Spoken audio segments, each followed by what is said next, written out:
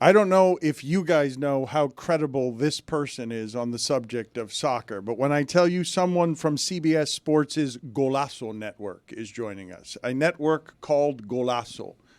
Dominique, are you fluent in soccer? Are you fluent in how cool a word golazo is? It means goal. No. It doesn't just mean goal. It doesn't just mean goal. It means golazo. Golazo. That wasn't just a goal. That was a Just golazo. goal. Dan, I was going to get dirty there. I didn't want to get dirty. What? I'm not That's going to do it. offensive, though. Put some flavor on it. It's a goal? Well, I was taking the flavor off for those who don't have flavor. What's So, the football version of that word? Like for a touchdown. A dime. A Dilford dime. Touchdown-asso. No, there's no such There thing. is it. because There is it. I think it's the Spanish language. Like better it's, language. Got more flair. It's a better language. it's Yeah, we a talked better about No, that. but you'd agree a Dilford dime is better. No, it is Nope. not. Mm-mm. No, Nope, put it I on the will poll at LeBatard Show. What's better, Dilford Dime or a Golazo? Anyways, Tom Bogert is with us, and he's from CBS Sports' Golazo network, and we've got a lot of soccer to talk about. So when I put it all in front of you, though, you choose as the person. And by the way, luscious, everything you got going. Fantastic. Luscious, what you got going everywhere with the face, everywhere around the face. You are the luscious Tom Bogert. So thank you for joining us from the CBS Sports. Does have a sad background. Golazo Network. Yes, it is a luscious. He just moved in. It is Prisoner. Guys, he you know just what? moved in. No, you guys are so good and so right about this. We have never had a juxtaposition of such a sparse background with such a luscious foreground. What's that shelf? Is like built into the wall? Yeah, Like, what is it's- that? what are Look you at all the doing? designs on that shirt. You got boxes all over your house, don't you? You know, you haven't put anything in the house yet, have you? Absolutely. We've been doing a lot of work on this house. I was hoping that somebody could get the message to Stugotz. Probably not. I know that he's unreachable, but you see a little Grateful Dead cup right there. I thought that might make up for the lack of presence on the wall. Get me the clock book! Yeah, Yes. need to dress this up. I got to support Paperback. something. What do I support? Local. Give me the paperback. I got nothing. You guys are totally right. That's why I was hoping that everything would come, like you said, Dan, and the mustache, the hair. Oh, That's it's my good. entire personality trait. So All right. I was hoping we just focused here. Well, so among the things that we've been talking about, okay, U.S. soccer being an embarrassment, the idea that Miami is about to host a game that is potentially embarrassing because they can't sell any tickets. Start where you wish among the 5 soccer items right now that everybody's talking about. Well, let's start with the Club World Cup because U.S. soccer is just too sad and too depressing, even though this is real world stuff that is even more depressing. But Dan, I'll kick it back to you because there are 3 things that are dominating the conversation around the Club World Cup, and none of them have to do with any games. The first is that ticket sales are straight up bad. It's been less than expected, and there's a whole lot to get into there. Number 2 is the labor dispute between the MLS Players Association and the league itself for the 3 participating clubs over compensation in getting to this tournament. And then number 3, which is absolutely the saddest, is the immigration policies in this country under this administration and the presence of ICE at these games, which is just really, really awful. So you tell me where you want to go. Oh, did I hear labor dispute? Sound like I heard a little bit of union Did talk. I hear immigration protest talk? It sounds like I've got something I want to talk about. Did I hear opening the door to sacking Pochettino? Ooh, already? Is that a soup? Delicious. You can start with immigration because sports is about to have or is already and always having politics in the mix. So we are about to head into, 18 months of optics that are bad and protests that will feel like they're happening in a different country than this one if things keep escalating to state militia levels. Dan, that was my overarching takeaway. So ICE is going to be doing, quote, security for some of these games. Why? I have no idea. And ICE told NBC Miami that non-American fans going to these games need to show proof of legal status. Just take that sentence. This is the United States of America. This is such a foreign concept, something that, again, growing up underprivileged, I've never even considered. Like, my baseline of all of the struggle, and again, I've been listening to the show since I was in college and a dumb college kid. Now I'm just a dumb 30-year-old. So you guys have helped me expand my horizons on all this, and it's just not something I could ever have assumed that would happen in the United States. So that's where that starts. And this dovetails with what's going on with American soccer and immigration status in this country. So in Nashville earlier this season, the predominantly Hispanic supporters group called La Brigada de Oro they stopped coming to games because they were fearing ICE raids at games, which is just extremely sad to start before anything else that's super serious and heartbreaking that, hey, we're just not going to go to the game because I'm afraid I'm going to get deported.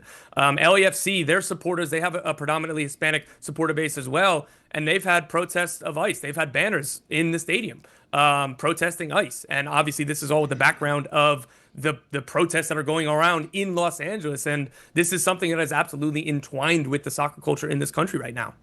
Dominique, as someone who found himself taunted by his 12-year-old boy about his wife being in a car with a flirting Luis, were you intimidated by the way Tom flourished under that luscious head of hair, La Brogana de Oro, the way that he said Spanish extra Spanish? Oh no, because we're in different leagues. We're playing different games. If that's your thing, I'm not your thing. So yeah, I mean, Tom, you play your lane. No, I mean, I'm just saying, he said that with a little bit extra, and I want to know when exactly you got good at that, going in between languages for the people to make yourself credible to all sides. Mi español es muy mal. I just got back from Buenos Aires, and I had promised myself I was going to be conversational in Spanish. You by just the time got back I got there. Where? Where'd you get back from? Buenos Aires. Iris. You nailed it. Iris. Iris. No, you got it, man. Iris.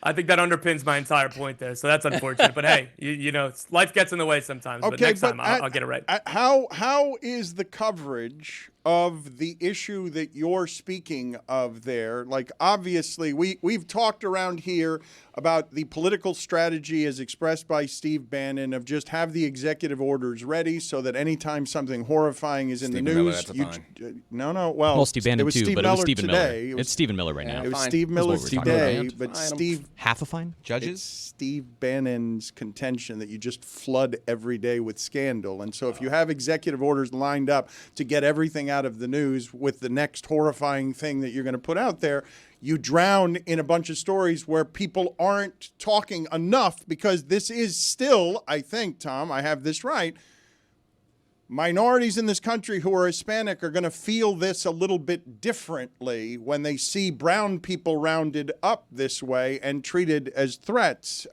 It's going to arrive a little more personally, and to have it fall under an avalanche of other news that makes it less noticeable that this is Nazi Germany stuff that you're starting down the path of. I'm just curious where it is this ties into how it is it's being covered in your world. It's whack-a-mole, right? Even the way that we started this interview. You said, hey, what do you want to talk about? And I said, well, here's 3 super serious things that could have led this interview. It could have been all that we talked about. And I said, hey, you pick, because there's just so much to get to. And even, again, talking about the immigration status and the Nashville supporters group, as you say, it affects the predominantly brown people. And Nashville has other supporters groups. And they have stood side by side with La Brigada de Oro because they are together, right? But they were at the stadium. They were at the stadium with banners and making sure that one section was completely open so people knew. But it's not going to affect a white American citizen the same way that it will that supporters group or others. So it's something that you can relate to. It's something you can empathize towards, but you can't feel it in the same way as the people who are under direct attacks by this administration.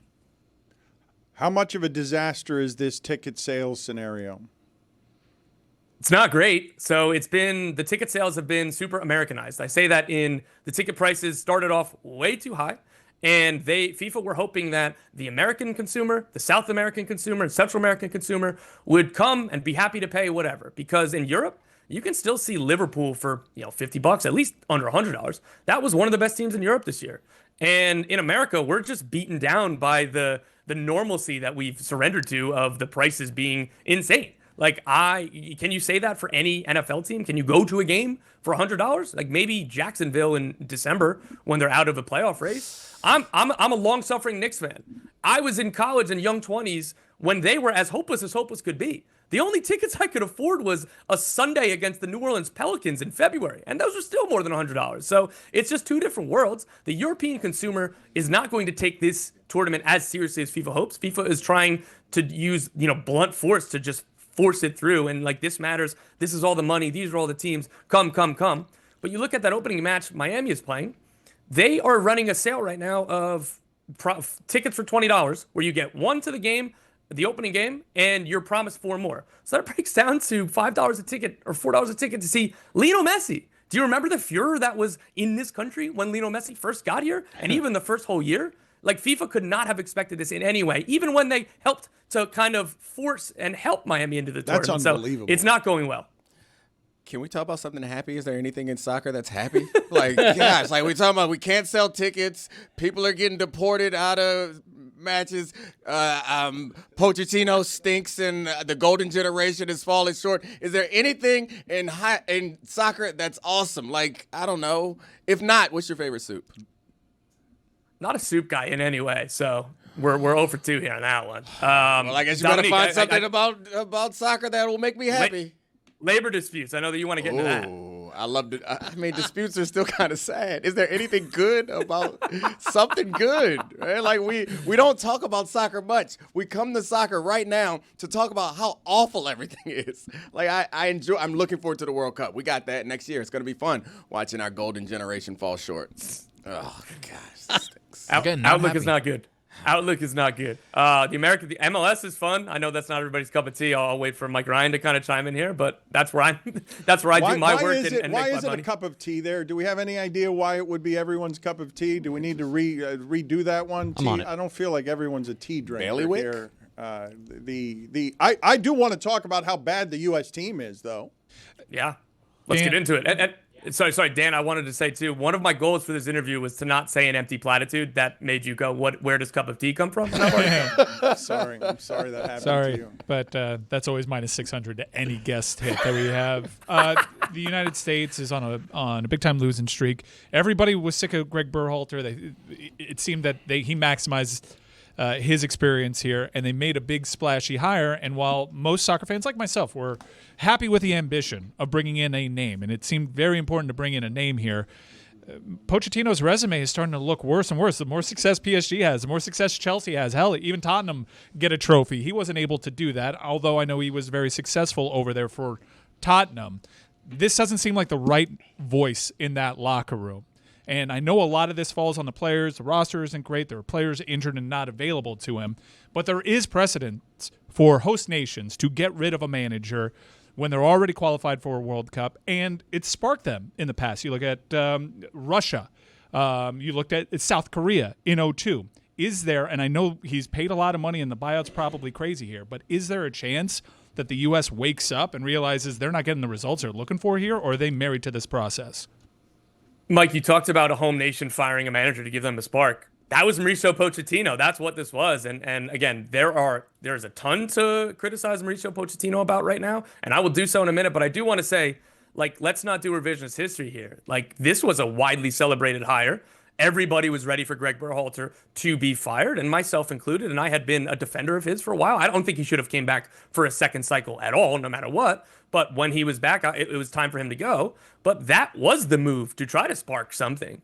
The most disappointing part about this summer isn't just the results and the performances, though those are extremely disappointing. It's that we went into this, even if they, drew against Switzerland with, 7 starters from the first choice pool missing? What would it have meant? What would it have mattered? Like, we're not getting any real games with the top players in this group, the players who will start the opening game of the World Cup. There will be maybe 2 or 3 that were on the field over these last 2 games. So even if things went well, what did we learn? But this set us up for things to only go poorly, and it's gone even poorer than we could have imagined. Yeah, the talent of the players, I guess that's one of the major criticisms. Is Pochettino style, more ball possession and also more free-flowing as far as positions are concerned. I feel like the mismatch there for our talent, our guys are like explosive American athletes. We got to hold back and have fast breaks. Is there any hope that Pochettino's style will evolve in a way that will let our players do what they do best? Pochettino sounds like a great soup, by the way. It does. Also, Dom knows ball. That's when the U.S. men's national team is always at its best. A counterattacking team that uses its athletes, defend well, send a long ball, let an athlete chase, and capitalize on one of your 3 That's opportunities. how I play. But Mike, you're completely right. The way I've been saying, again, even under Berhalter, when my criticisms were there, is that this group is at its best when you have 9 piano carriers, just a bunch of dudes who work and a bunch of dudes who are going to get stuck in and defend really well. And then you have a couple piano players. You look back at those greatest teams of kind of our generation, those were a bunch of piano carriers and then Landon Donovan and Clint Dempsey to make the magic in the final third. And we've gotten away from that. We've wanted to play this, total football style. We're under Berhalter, everything's detail-oriented, totally controlled. And at the national level, you can't just go buy another player. This isn't where you say, okay, our left back isn't good enough for this style. Let's go get another one. No, you have what you have. And what I do like about Pochettino is I think that he will adapt to the strengths of the players. We haven't seen enough evidence of it yet. But the problem with the team that was on the field against Switzerland, they didn't have those athletes. Yeah. Switzerland, like the physical advantage that Switzerland had over the United States was jarring. And that's, again, supposed to be one of our general strong suits. That and goalkeeping. Matt Turner wasn't good enough over these last 2 games, particularly against Switzerland. So it's really disappointing the way that these games are being lost. Put it on the poll, please, Juju. Does Tom have the most excellent ratio of eyebrows to mustache that you have ever seen? It's so true. In your life at Le Batard Show. Tom, thank you for being on with us. We appreciate the maiden journey, sir. Thank you, guys. Look forward to being on again. Don't assume that. This episode is presented by DraftKings. DraftKings, the crown is yours. I feel like that went really well. He'll definitely be back it's just again. presumptuous. We got a year from now, the World Cup. You can do it a year We will from need now. his help. I'm just saying, like, There's other soccer guys. Not with hair like that, though. There are no others with hair like that. I want to ask you guys a handful of questions. Jeremy, cup of tea, please. The origin of cup of tea goes back to the mid-1700s in Britain. It was actually used as an affirmative, meaning like someone that was a close friend or someone that you liked in an ebullient way. But then eventually, over the years, it changed, and it dates to the 1940s in America. It says that in World War II it was popularized, and Hal Boyle wrote in his syndicated column, Leaves from a War Correspondent's Notebook in 1944, you don't say someone gives you a pain in the neck. You just remark, he's not my cup of tea. Tony, in Britain. why are you shaking That was your head? long. That was a very long thing. You just said, whatever. Cool. Jeremy doesn't do things short. Just say the soup. He doesn't do things short. Somebody gets it. No, I don't. Just say whatever. Yeah, that kind of thing. Can you? There are a couple. said, There are a Tony. couple more sports things that I want to get to, but before I do that, let's just take some inventory of the library of Spanish words that Samson has said recently on our show. Can I begin with guayabera, por favor? Can I get first and foremost the shirts that my father wears? A guayabera. So that is not guayabera. I think about that like once a week. that is A not guayabera. That is not a guayabera. The hard R is crazy. A guayabera. Yes, Guy Vera A is. guayabera. Yeah, it's a guy I know named Vera. A guayabera. Yes, Vera. That's him trying to do the Spanish on the end. The Vera. Guayabera. How about the in Spanish? Tetas. Tetas. Tetas. Tetas. Tetas. Tetas. Tetas. Tetas. Croquetas. The ham. Tetas. The breaded ham croquetas. Correcta. That can't be what you're saying. Croqueta. He was confusing with La Careta. Correcta. Why does he sound like he's in so much pain? Every Correcta. word. It sounds like it Correcta. hurts him to say it. Greg, tennis. We talked about this week. Soccer. We talked about this week. Racing, race cars, F1, stock cars, just racing in general. The U.S. Open. Also and race. Scotty Scheffler's general dominance. You find yourself bored by it? Yeah, Like, we don't like that. We don't like Scotty Scheffler being the favorite to win every single tournament. I liked it okay when it was Tiger Woods. I have to admit, Me too. my Tiger Woods phase has ended, and now I want a little bit of parity. I don't want somebody to be the automatic favorite in every tournament. I loved it when what's his name? McIlroy? McIlroy. But Dad, like what you're doing, like Scheffler has not reached Tiger level. We've seen a bunch of Scotty. Lately, he has. We've seen Lately. a bunch of Scotty Schefflers over the last 15 years. Spieth had a run. Thomas had a run. Brooks Koepka Yeah, had a run. come on. I just feel like we're seeing the latest of those guys. While Scheffler, I think maybe is creeping past those guys. He's Right. still in that category. Okay, but he he's- is not in Tiger 2000 category yet. No, he isn't, and nobody is. I mean, nobody has been. Right, he's in just the last latest generation. hot guy who's winning all the majors I don't like right it. now. Brooks did it a few years ago. I don't like it. back down, kid. Which part of this are you not understanding? I'm allowed not to like Scotty Scheffler being on a hot streak. Yeah. You know? You can like your excellence. Your dad doesn't like it. I'm excited for Oakmont, though. This rough. I Yeah, would love to it's- see my yeah. dad, one of the worst rough players, on like easy golf course rough. Oh my God. Trying to hit out of this Oakmont. Have you guys seen this That and a sand inefficient trap. way? There was like videos going viral of them mowing the lawn at this golf course in the most inefficient way you could ever mow a lawn. It's just like 17 guys hand pushing a lawnmower. And it's just, I mean, granted, it's not an easy course to cut, so it's not, but it's just, I found that ridiculous to see 17 lawnmowers That's funny. walking back to back. It looked like ants. You're bored by excellence. Like Jokic, you're bored by Jokic. For some reason, you love Shea Gilgeous-Alexander's mid-range jumpers. I do. It's a breath of fresh air. Were you bored It's by my Greg cup of tea. Maddox? What? Were you bored by Greg Maddox Yeah. and his excellence? Yeah, You were? I was, yeah. I do like this Do you game like of sports? who are the boring, dominating athletes. I will say Greg Maddox had this going for him. He painted the black. Okay? He wasn't a guy who relied on a 105-mile-an-hour fastball. I'll say that for Greg Maddox. I feel like Scheffler. Glad we got that out there. You know, Minor penalty, 2 minutes for adding nothing. Moments removed from saying he did it. I'm hitting plenty. Imagine how boring we would think Scheffler was if he didn't have the Masters arrest. That's true. That was the highlight of his career. Speaking of arrests. Folks out there in the audience, temperature's starting to turn up a little bit. That means a lot of you and your families and your friends are going outside, having a perfect grill day, maybe out by the pool. Now, imagine yourself, grill side. Your veggies, your meats, they're all prepped, ready to go. Kids running around in the background. Lawn, perfectly manicured to perfection. It all sounds pretty great. This sounds like a good time. Now you make that good time a Miller time because it is all made better with a white can in your hand of that beautiful Miller Lite. Celebrating its 50th anniversary, Miller Lite. Almost 20 years have they been partnered with our show, making your good times Miller times every time out. There's just something about a perfect grilling day. Sun's out, friends show up, that first sip of Miller Lite, you know, it just hits different. I've been stocking the cooler with Miller Lite for years on these grilling days, and for good reason. It's brewed for taste, and it's only 96 calories and 3.2 grams of carbs. This year, Miller Lite turns 50. That's 5 decades of cookouts, laughs, and ice-cold moments that never miss. It's the original light beer, and it's still my go-to. Great beer, great times.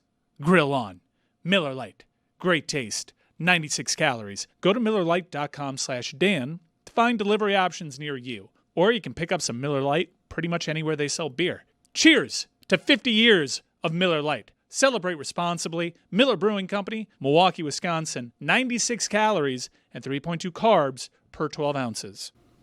before we welcome in Juju here, boldest takes have gotten better. These phone lines are, I'm going to say, crackling. I'm going to say they're crackling. They're officially at crackling. Wow. 305-486-GOTS is the number, 4689. 305-486-4689. How were the boldest take compilations today? Another strong week. It's the boldest take, and it is presented by Boost Mobile, the newest 5G network in the country. Hi, this is Scronje from a Rotary. My boldest take is if a 6-game series is a long series, a 5-game series can't be a short series. You can't go straight from short to long. One of those has to be a medium series. Hey, this is Brad from a house phone. Guy who says said thing or said person instead of the thing or the person. Bobrovsky, Bobrovsky, Bobrovsky. Stop that shot, Bobrovsky. Yeah. You're blocking every puck and standing on your head, Bobrovsky, Bobrovsky. This is Ethan on a mobile. This is a song about Tua in the style of Dora the Explorer. Toot toot toot Tua, toot toot toot Tua, toot toot toot Tua, toot toot toot Tua. Tua, you're our QB. You had one healthy year, but was it fluky? Grab your helmet. Let's go. Guardian cap. Vamonos. Please protect your brain. Tua. Why is he not sliding? Oh man. Tua's not our QB. This is Jed from Kansas City on a payphone. I maintain that 3 sliders that are good is better than 1 great hamburger. That's a good take. I'll hang up. Controversial. Hey, it's Justin from a car phone. First time, long time. My hot take is, why is it if you were at a restaurant with a buddy and he ordered some Mozzie sticks, you wouldn't think anything of it? Nice appetizer. But if you sat across from that same guy and he opened up 8 string cheeses, you'd think he's a psychopath. I'll hang up and listen. Are 3 sliders better than a cheeseburger, or No. does it need to be 5? I'm team slider. No. If you get a couple of good sliders, good all of a burger. sudden it's like I've got. But it needs to be more than 3, though. It needs to be 5. No, 3 is not call enough it to be 4. better. As than long as they're not Tua, apparently. And 4 is a short series. 5 is a medium-sized series. 6 and 7 long series. Juju, I'm sorry that is your welcoming music. Tonight I will remind the audience that we are doing a pregame show to Alley Oop, which is the main show, which is the postgame on Indiana and OKC. So Juju is going to be with us on both shows tonight, but want you to check out Alley Oop after our show with Mero. Juju, welcome to the program. Did you have any opinions from our audience on where it is that we landed a month ago on our Panthers conversation and Mike Ryan being mad in general at the Panthers coverage of this show, again, for the 3rd consecutive year, an annual tradition? I think we overlooked the big fact that happened, a big thing that happened in the last game. Bam Adebayo came out to bang the drum. He was accompanied by the birthday boy, UD. And dare I say, he might have did the same job you did. My boy was fast on the trigger. Bum, bum, bum, bum, bum. Let's go. Bum, bum, bum. Bam, calm it down. But we got the W, so we can't complain. Are you saying that Bam did it as poorly as I did, or about the same, better, worse? What are you saying? As equally as poorly as you did. Whatever you did, the NBA superstar Bam Adebayo did the same thing. Similar grade for me. I think you guys were both strong. Neither of you were the worst that have done. I like that superstar claim. He's not a superstar. You guys did say I did it better than Jaime Jaquez. Yes. You did. And so who's going to bang the drum next? You guys talk about this every game. We were hoping Coco Gauff, but Yeah. I'm seeing that she was on first take this morning. I mean, she could still get here by tomorrow. I think so. Is she driving? Every time you think that you want to know who it is that's banging the drum. I want that scoop. Yeah. Who's It's it going to important. be? Who do you want it Is to it? be? Not Jack Nicklaus. Can't have that. Oh, no. I want it to be Ariana Grande. Well, Game 7 last year was Luongo, so I assume we're going to go back to that well if we have a Game 6 because it worked out so well last time. Game 4, I don't know. It's tough. Maybe do you bust out a Marino again? I think we should I think we should auction off Dan Le Batard's Panthers jersey since we know he's not going to wear it again. he'll never wear If the Panthers win, let's auction that jerseys off to the fan. Okay, maybe we'll do that tonight during our watch party, 8 That'll o'clock, make sense. as the pregame to our. You've been on it today. Keep Chris. not wanting to talk Chris, basketball, Dan. Chris Crazy. has been good today. Chris, you had a hell of a day today. I wanted to talk with the group and specifically Dominique about Trey Hendrickson. Okay, is among 3 players. Watt is one of them that they're just skipping minicamp. I'm assuming they don't want to just practice this time of year, and I wouldn't blame them. But Bengals rookie defensive end Shamar Stewart has waded into the mess in Cincinnati. And Juju, he says he's what % wrong? Like, how is it that a rookie is getting involved in this nonsense with Hendrickson's contract? Right. He said he's at least 1% wrong because he has already signed the contract, making himself, he thought about himself 100% right. So I wanted to ask Dominique, like, what does that type of talk do to a locker room, big bro? Well, I mean, I think there's always a divide in an organization, and all the teams I played on, like the coaches and stuff, were upstairs and the players were downstairs, and so it was clear, like, us here are together. But it feels as though the Bengals, because of their history, that team, I feel like, draws closer because their organization is so uniquely stingy and awkward to their players. It's like, it's pretty cool it's not cool to have contract disputes, but it's pretty cool to come into a locker room in the way that Shamar Stewart is coming into that locker room in complete support of Trey Hendrickson. And I think that they all recognize, like, it's all we got. We all we got. And I probably think the coaches feel the same way. So it's hard to predict how these things will happen, having not been in the locker room. But given the history of that team, I think the players are probably pretty close. What are you guys laughing about back there? It can't be about this Bengals talk. Yeah, it was a laugh, right? No, we were talking about something else back here. Okay, great. Yeah. I'm glad that that's what you were doing. The NBA Finals, Game 3 tonight, Pacers, OKC. We have our show, and then we have after that, again, because it's going to be 3 shows in 24 hours, we have the post-game show with Juju. Do you have any thoughts here on what's going on with the Pacers and Halliburton, Juju? Bruh, I feel like the Pacers have made a grave mistake. They did the Knicks thing where they've changed the street names around the arena to the player's name and their jersey number. I think you could stick a fork in the Pacers right now. They will not win another game. Take it from me. They will not win another game. Tonight is a legacy game for Tyrese Halliburton because he shrinks in those big moments. You feel me? Like, so he's right now the big. What? He shrinks in big moments? He shrinks in the game because the game is more than that last little second. You need the team to get you to that moment. If the team don't get him to that moment, what he does, 5 points here, 5 shots in the game. Right now, he's big shot Ty to me. Like, yeah, I'm impressed, but you got to get the ring. So I think that it's a legacy game. Can he put together a complete game for his team to get on his back tonight? That's the test. He's a clutch merchant. Basically have Tyrese Halliburton as like Derek Fisher, which is interesting. Yep. But Juju, Sam Bennett plays his best at the best moments. Do you think that there's a chance that the Pacers did this with the streets to make fun of the Knicks and New York City? Like, do you think that they're in on the joke potentially of like, oh, as we come home, we have to name all these streets because that's what the Knicks did? Well, look, maybe they in on it, but hey, in or not, you're jinxing yourself. You can play with the Knicks if you want to. You beat them already. Don't kick a man while he's down. Them folks can't even find a coach over there. Your task right now is SGA, and I'm pretty sure that brother don't give a damn about what street he finna kick your ass on tonight. I need a clarification, though, on Tyrese Halliburton not being clutch because he's right. No, he didn't say he wasn't He did clutch. not say he wasn't clutch. He says he has to have the game that proves that he's going to be playing well in the playoffs, not the game that disappears 7 points, 8 shots, and then a couple of free throws. And Juju is exactly right. And the last game proved that he's right. Halliburton, if he doesn't hit that last shot, everybody's going, what a terrible game he had. He had like 13 points.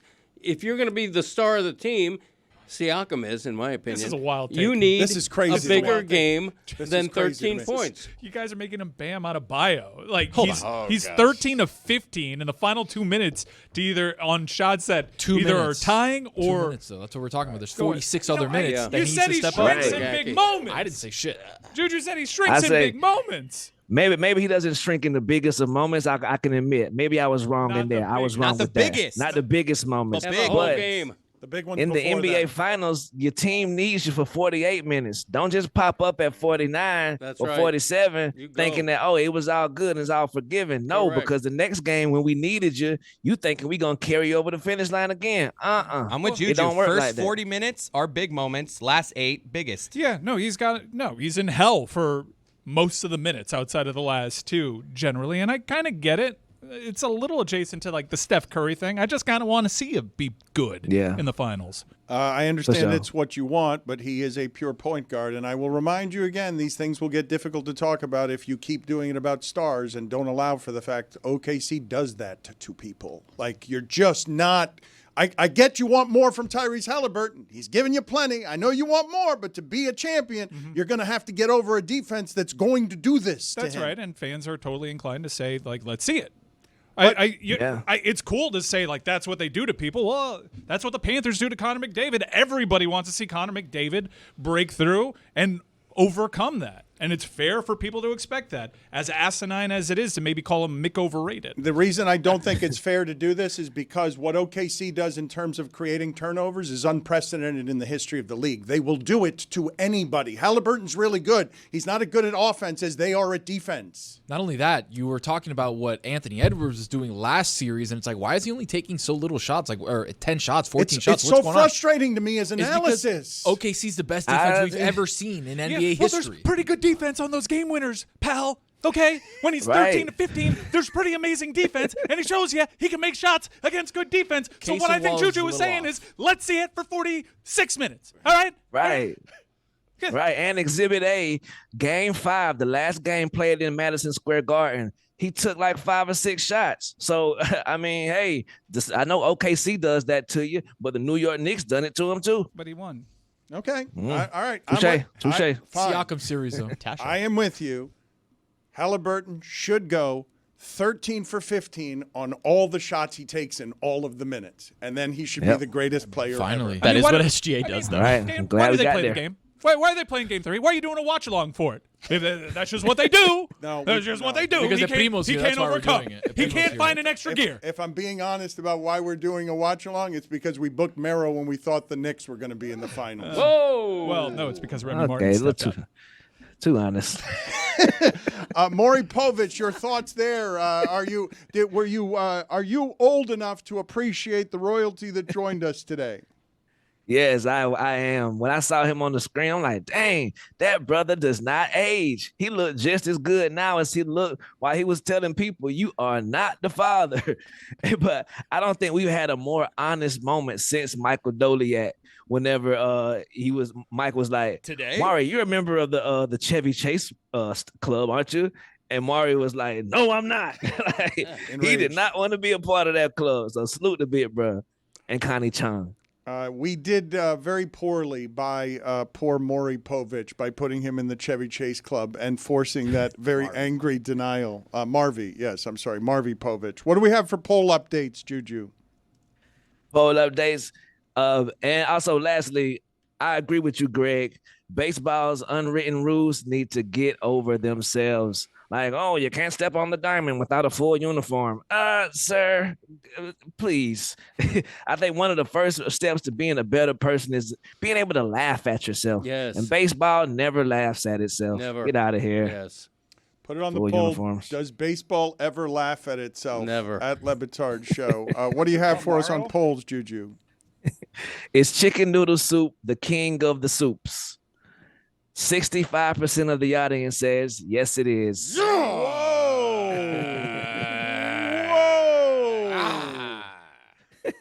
Whoa! That's a win for us matzo ball Bad folks, call. too. No. How? What? I mean, It's just a variation. What? If anything, it's an upgrade of. How you was can't- the you matzo can't- ball soup, it was Dominique? delightful. I know it was. Delightful. Told you. How was the matzo ball itself?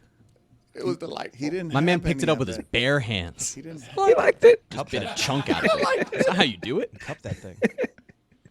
Also, Greg, how do you like the mini fridge? Is that okay? The mini fridge? Against I know it. you don't like minis. Against it. No, come on. You're against all minis. Don't like the mini The fridge. mini Hold on, fridge hold is on. strong. Hold on. What if it got a bunch of beers in it? I'll make an exception. There it is. The mini bar. The mini bar in a hotel room. I will acknowledge that. They'll be Miller Lite in a hotel room. Give me that mini bar. Yes. Yeah. One-time exception. Mini bar. The poll from yesterday is Hallelujah an awesome middle name? It's great. It's a great name. 51% of the audience says no, it is not. Whoa! A Damn. lot of haters. Nobody like Right. Gorilla, huh? Damn. Wrong audience. Yeah. Wrong America. Would you eat split pea soup cold? 88% of the audience says no, they will not. See, Greg, I think I've got this right. People are with me on soup needs to be warm, Not hot, Yeah. just warm. not cold. Tepid, okay, or no? Not split pea soup. That tepid. tepid is gross. It's got to be warm. Tepid's no good. Do you hate your bed? 81% of the audience says no, they don't. I can't believe 19% do. I've Seriously. never heard somebody say that about their bed. I thought that conversation with Samson was shocking. Yeah. What kind of fear is that? You approach He your doesn't bed have fear, Dan. scared. He doesn't have fear. No. Right. I want you to examine for a second the lack of self-awareness in this. You approach your bed scared. You sleep fearing that if you sleep, you're going to wake up screaming. If you don't sleep, you go to the doorman downstairs, and then you get on national broadcast and say you're fearless. That happened today. And the zippers. That dream he had was ass. Like, oh, I dreamed that it was you and Stugotz. I could see y'all faces, but everybody else's faces was blurry. I need to text Dan about this. Get that dream out of my life. Get it out of my life.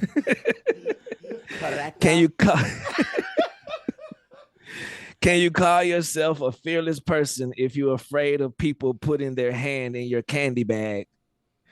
84% of the audience says no, you can't. Tatas. And the last poll is a chapped ass the best ass to tell someone to kiss? 74% of the audience says yes, it is. And those are your polls. Juju, thank you again. Join us tonight, 8 p.m. on YouTube, broadcasting what should have been the Knicks and OKC. Watch Lou Dort and the strangling defense of OKC make Juju and others say that Halliburton is a choking choker who does not do big things in big moments. I hope that it escalates tonight to Mike telling someone to kiss his ass. Kiss my ass, Mike, was crossing a line. It's very easy for Brad. It's eye level.